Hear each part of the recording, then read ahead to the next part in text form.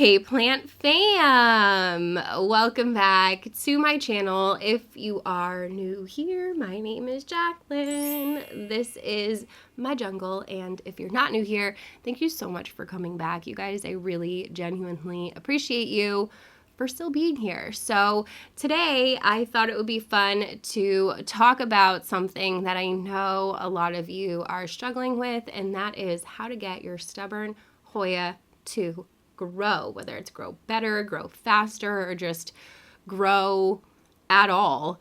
I know how frustrating Hoya can be sometimes. I've been growing Hoya for 5-6 years now at least, and I have definitely experienced the frustration that can come with Hoya growth. So in case you guys didn't know, this is why I have a bit of a self-imposed rule that I won't buy any Hoya that are not actively growing or don't have any active growth points, because I know how it can take like a year sometimes for them to actually get going and get growing. And I know how frustrating it can be. A few years back, I really just got so down in the dumps on my Hoya collection. They just weren't doing anything, and I was getting very, very frustrated, and I was starting to actually fall out of love with the genus. So I do want to share with you guys today what I did to combat that, and it really actually just comes down to one thing,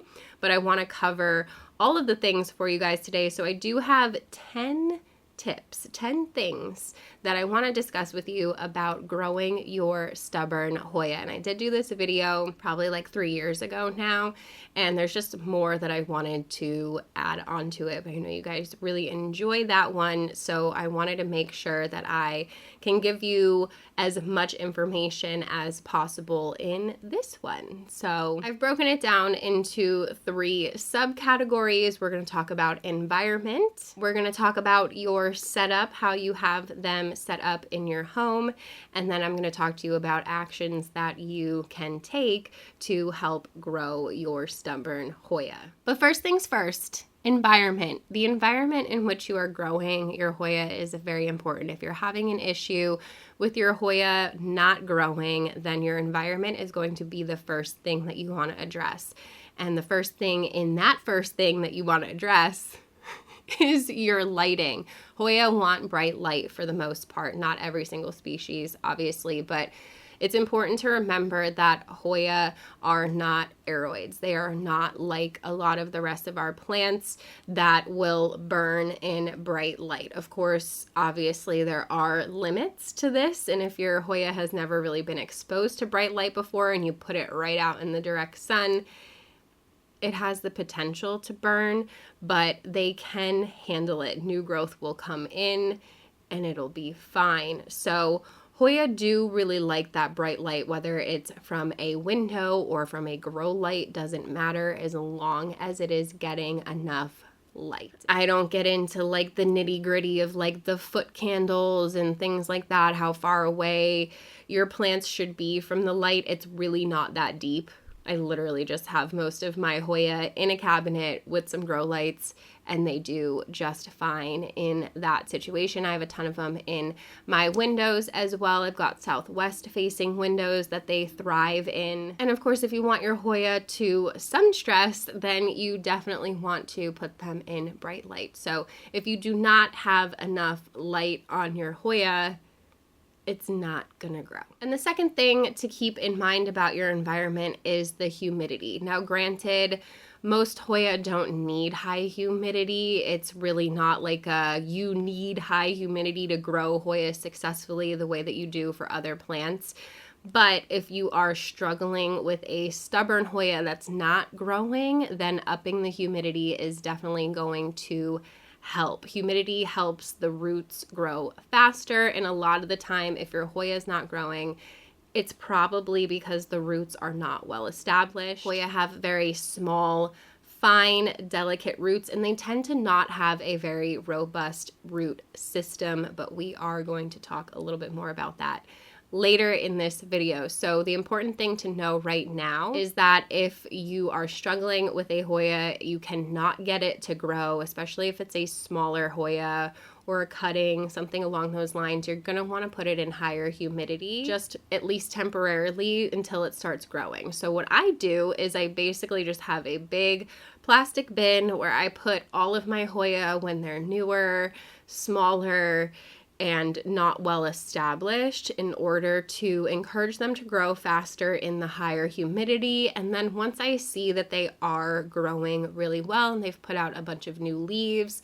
I will take them out of the prop box, and then they do totally fine. So a lot of the times what happens is you just don't have enough of a root system on the plant for it to start producing foliage. It's probably focused on producing more roots. So when in doubt, always, always, always up the humidity. For me, if I have a Hoya that's not doing what I want it to do, or it's just not doing anything at all, I always put it into a plastic bin. You can get cuter things than that. Obviously, if you still want to be able to display the plant, you can get like glass cookie jars, things along those lines, a little cute cloche for it, whatever tickles your fancy, just whatever is going to help up the humidity for the roots. So number 3 on the list for your environment that you're going to want to pay attention to is not just the humidity for the roots, but just like the moisture in general. Make sure you are watering it enough, because there's this idea that because Hoya are more succulent-y than other plants, that they can go a long time in between watering. And they can. They're very, very drought tolerant, but that doesn't mean that they like it. If your Hoya leaves are going wrinkled before you water it, that plant is not going to be happy. As soon as I started watering my Hoya more frequently, they started looking so much better and growing more for me, 100%. Like, I don't know why. Maybe, I mean, I do. I'm a neglectful plant parent. Let's be so for real. I don't love watering my plants. It's not my favorite activity. So it is pretty common for that to get put off of my chore list. So, and especially with Hoya, because in the back of my head, I'm like, oh, the Hoya will be fine. I'll like prioritize watering the thirstier plants, like all of my anthurium in here. And then I'll forget about the Hoya because I'm like, oh, they'll be fine. They can handle being dry a lot better than my aroids can. But in reality, all I'm doing is stunting their growth. And if they're working on any new leaves and I neglect to water them for 2 weeks, they're probably gonna drop those new leaves. So that could be another reason why you're not seeing a lot of growth on your Hoya. Make sure you are watering them enough. Just because they're drought tolerant does not mean they want to be as dry as the Sahara 24/7. And then number 4, the last thing in terms of environment, is definitely going to vary species to species. So I do encourage you, if you're struggling with a specific Hoya, to look up that specific Hoya and where it naturally grows, because some Hoya prefer cooler temperatures over other ones. So it's really important to know which species prefers lower temperatures versus higher temperatures. So number 4 on the list for environment is going to be your temperature. So I just recently got a new Hoya Bella, and Hoya Bella does not like the heat. So there's no way I'm going to grow it in the plant room where it is hot and humid all the time. I'm probably going to throw that one in the bedroom, honestly, and hopefully it'll do better in a slightly cooler environment than what I've experienced in the past. I'm pretty sure Linearis also does not like heat, and lots of other Hoya. It's a small list of Hoya. For the most part, Hoya can handle higher temperatures, but there are some who prefer the lower side of it. So if you're struggling with a particular Hoya, I do think that it's beneficial to just take a moment to research where they naturally grow and what temperature they prefer. All right, so once you've got your environment well taken care of, we do want to talk a little bit about how you have the plant set up in terms of pot size and other things like that, but mostly the pot size, you guys. So number 5 on the list is an important one when it comes to Hoya because, again, like I said, they have very fine, delicate root systems. They tend to not have very robust root systems for the plant, so you do want to be really careful about the pot that you put it in. Hoya do not like to be in large pots. They have very, very tiny little roots. They're very, very delicate, and they like to feel snug. I don't like to use the word root bound. You guys know this if you watch my videos, because no plant wants to be root bound. To be root bound would mean that you had more roots than you do anything else, and that's just never going to be healthy for any plant. I prefer to say that Hoya like to be snug. They like to feel like they're getting a nice, warm, comforting hug by the pot so that they can feel secure to grow. Because like I said in the beginning of the video, if your Hoya is not growing, it's probably because the root system is not well developed, and it wants to really develop a well-rounded root system before it starts to put out foliage. So if you put it in a large pot, it's going to wait until the roots fill up that whole entire pot before the plant starts growing, and that can take a really, really long time. So I do always recommend keeping your Hoya in small of a pot as possible. Obviously, you don't want to suffocate the roots. The roots still need to breathe. You still want to make sure you've got a good chunky mix for your Hoya, because again, they are very fine, delicate roots. They do not want to drown in a dense mix, and they do not want to just be swimming in a large pot either. So keep the pot size as small as possible for your Hoya, and I promise you they will thank you for it.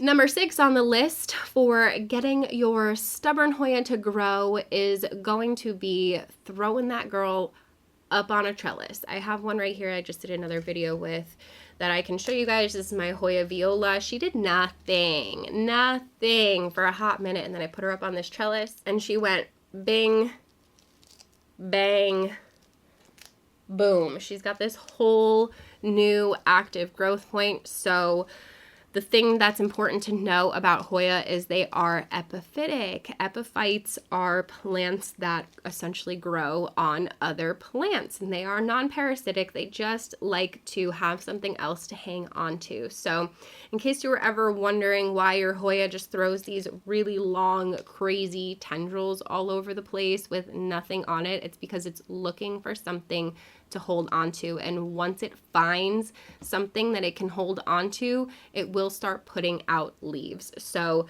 your best bet is to put her up on a trellis and watch those new leaves come in. Absolutely 10 out of 10 recommend it. I love these clear acrylic trellises. I get them online from all different companies. Lots of people carry them. I just recently got a bunch from Jax's Jungle. So 10 out of 10 recommend snagging yourself some trellises for your Hoya if you don't have them already. I also did a whole video recently where we repotted some Hoya together, and I explained how to properly trellis your Hoya, because it does actually matter when it comes to the growth, how you put it on the trellis. So I'll leave that one linked up here for you guys if you want to go and check it out if you haven't seen it yet. I know a lot of people said that they found it very, very helpful. So number 6 on the list is going to be put that hoe on a trellis. She wants something to climb, obviously, if you can. But if all you have is a couple of leaves, then obviously that's not going to be an option. So what are your options if you've done all of these other things and it's still not working? It's still not growing. So a few things that you can do right now to help your Hoya grow are going to be cut her. Cut her, prune her if you can. Obviously, if you have a node that you can cut, you absolutely should. Pruning your Hoya, especially if it's just like a dead vine like this one. You see this vine here? isn't doing anything, and I don't think it's going to do anything. So if I wanted to, I could cut it right here and see if that would help encourage new growth, because what happens when you prune your plants is that it actually activates growth hormone. So it shoots this hormone out into the rest of the plant. And sometimes literally all it takes is just removing a node. So if you have the option to prune your Hoya, to cut your Hoya, if it's been really stubborn and it hasn't grown for you, 10 out of 10 recommend that you do that. I actually had a Obscura, a regular green Obscura that hadn't done anything for me in a really long time besides bloom. It had a couple of long vines and one peduncle, and it would just bloom and bloom and bloom and bloom, but it would never give me new leaves. So I just got to the point where I was like, you know what, I'm really tired of you, and I cut it. I cut the bloom. I didn't even cut the plant. I literally just cut the peduncle off of that part of the plant. And within a week, literally a whole new vine popped out of this plant when it had not grown in the longest time. So if you are willing to sacrifice your peduncles, that is also an option. So in theory, essentially, the flower was taking up so much of the plant's energy that it just wasn't putting any of that towards growing new leaves. So if you're in a situation like that where you have a Hoya that's blooming over and over and over again, but it's not growing, it might be time to just sacrifice that bloom. It will eventually put out new ones. Just take lots of pictures of it when it blooms for you next time, and then cut it off. Cut it off. It's the same thing I tell people with anthurium. If you're not planning on cross-pollinating or breeding your anthurium, as soon as you see an inflow, cut it off. Same thing with like peperomia. When you see all those little flowers, get rid of them. They're not serving you. They're not doing anything besides just taking energy away from the plant, and the same thing applies to Hoya. Okay, fam, so we finally have gotten to the part of the video where I talk to you about foliar spray, because if you have not tried foliar feeding your Hoya yet, then that is going to be the next thing that I suggest for you. So number 8 on the list is to feed your Hoya. Hoya like to eat, and it's great to fertilize them when you water them, but Hoya specifically really love to foliar feed. And like I said earlier in the video, I was getting so down in the dumps about my Hoya collection. I was doing all of these other things and nothing was working. They were not growing, and I was just getting really frustrated. And that is when this product came into my life. This is my Urban Gardener Super Growth Elixir. I will have this link down below for you guys with a discount code. I know you guys love this. A lot of you love this as much as I do. Those of you who have tried it. I love this stuff so much that I just can't even begin to tell you how much you need it. I am never going to gatekeep this product from you guys. I am telling you, this is the holy grail of foliar sprays for your Hoya. I sprayed my Hoya once. Now, mind you, they hadn't grown in months. Some of them a whole entire year. They did nothing. I sprayed this on them one time, and a week later, and I'm not even messing with you, like, I wish I was making this up because it seems insane, they started growing. Literally just from spraying this on them one time. So it's safe to say that I was hooked from there. I've been using this for like years now, and I am just obsessed with it. I don't think that I could go without it, because I do notice that when I'm not using it, my Hoya are not growing as fast as they should be or could be. I also put this in the water when I water my plants. There's a larger refill bottle that you can get. I definitely recommend at least trying it as a foliar spray. It's all natural, safe for your home, safe for your kids, safe for your pets. I've sprayed this in my mouth before accidentally. It didn't taste bad. It was fine. It smells great, and it's safe for the bees. It's safe for the pollinators. It's all natural.